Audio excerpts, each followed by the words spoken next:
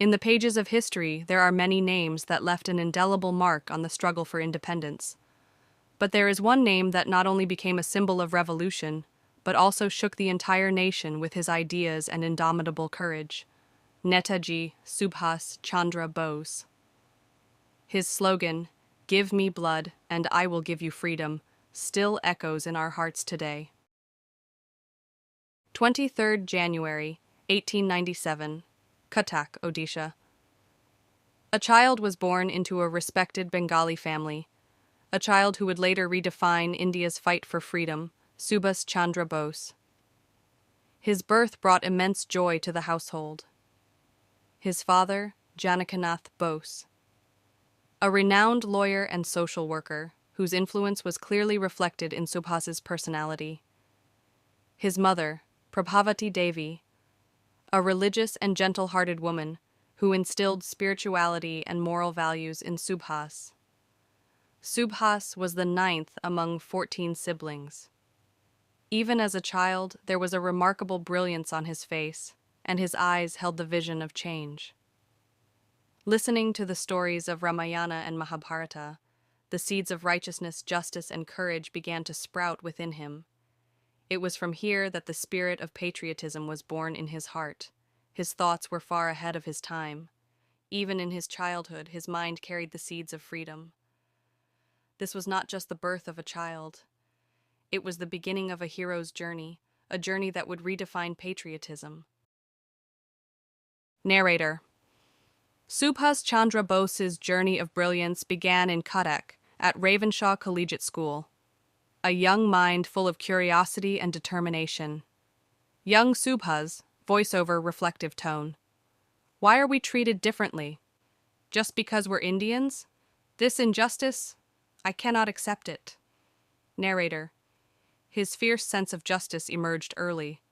When a British teacher insulted Indian students, Subhas stood up, unafraid of the consequences. Young Subhas, to his friends. We must demand respect. If we accept humiliation now, we'll remain slaves forever. Narrator.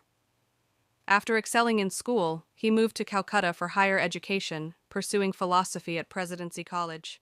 Professor, sarcastic tone. Ah, another Indian dreaming of greatness. Remember your place, boy. Ni Subhas, with determination. My place? I will create my place, not beneath anyone, but equal to all. Narrator. Subhas's courage knew no bounds. When a British professor disrespected Indians, Subhas confronted him, leading to his expulsion from Presidency College. Subhas, inwardly resolute.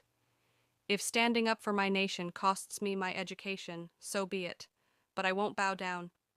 Narrator. Unyielding and determined, he joined the Scottish Church College, completing his graduation with distinction. But his quest for knowledge was far from over. Subhas, to his family. I will go to England, not just to learn, but to prove that Indians are second to none. Narrator. 1920, Subhas appeared for the Indian Civil Service ICS exam in London, securing the 4th rank. Yet even success couldn't bind him to the chains of servitude.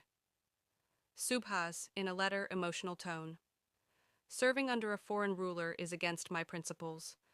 I resign, for my destiny lies with my nation's freedom. Narrator, emphasizing.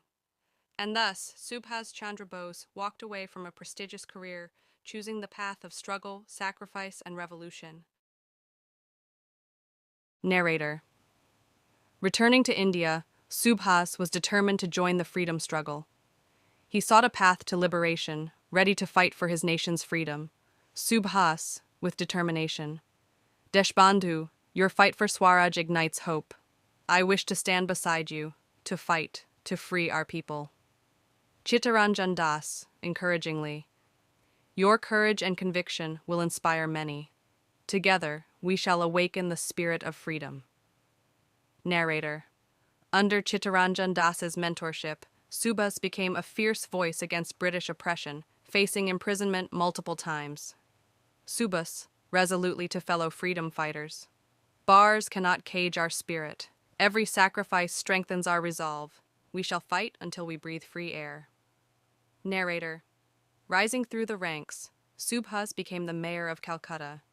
Yet, his revolutionary ideas often clashed with the Congress leadership. Subhas, passionately at Congress meeting. Complete independence, nothing less. We must fight. We must demand what is rightfully ours. Congress leader, cautiously. But subas, we must tread carefully. Diplomacy, not defiance, is our strategy. Subas, fiercely. Half measures won't end slavery. History remembers those who dare, not those who bow. Narrator. His radical vision for Swaraj and emphasis on armed resistance led to ideological conflicts with Congress leaders. Narrator. Unable to reconcile their differences, Subhas resigned from Congress and formed the Forward Bloc, determined to pursue his vision for complete independence. Subhas, addressing followers. We shall fight without fear, negotiate without surrender. Forward Bloc shall be the voice of the fearless. Supporters chanting, Long live Subhas, long live freedom. To escape British captivity, he disguised himself as an Afghan Pathan and reached Afghanistan under the name Mohammad Ziauddin. He stayed incognito in Kabul for months, planning to go to Russia, but circumstances forced him to go to Germany instead. In Germany, he met Hitler and established the Special Bureau for India, which broadcasted radio messages to awaken Indian consciousness. While laying the foundation of the Azad Hind Fauj in Japan, he organized Indian prisoners and inspired them to serve the motherland. During the training of the Azad Hind Fauj, Netaji inspired the soldiers by saying, Our fight is not just for freedom, but also for honor and self-respect. INA gave the call of Chalo Delhi, March to Delhi, and hoisted the tricolor in Moirang, Manipur, which shook the morale of the British. He formed the Women's Regiment, Rani Jhansi Brigade, a testament to his progressive vision. Netaji's strategies shook the British Empire, but after Japan's defeat, the INA had to retreat. The news of the plane crash in Taiwan shook the entire nation, but doubts about his death deepened when his body was never found. Several commissions were formed to investigate Netaji's death: the Shah Nawaz Committee, 1956, the Khosla Commission, 1970, and the Mukherjee Commission, 1999. The Mukherjee Commission outright rejected the plane crash theory, but the Indian government did not accept its report. Some believe he went to Russia and lived incognito as Gumnami Baba.